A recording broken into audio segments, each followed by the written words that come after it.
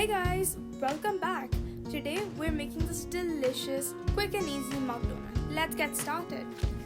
Put together your flour, cocoa powder and baking powder in a bowl. Mix this up.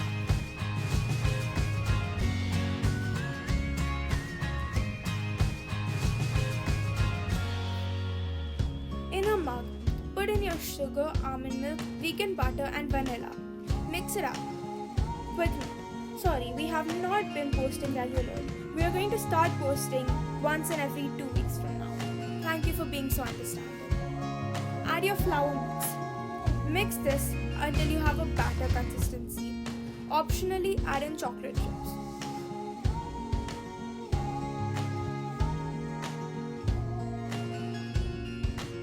Put this in the microwave for a minute.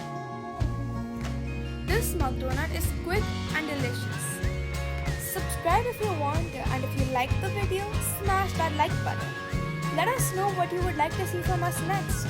Until next time.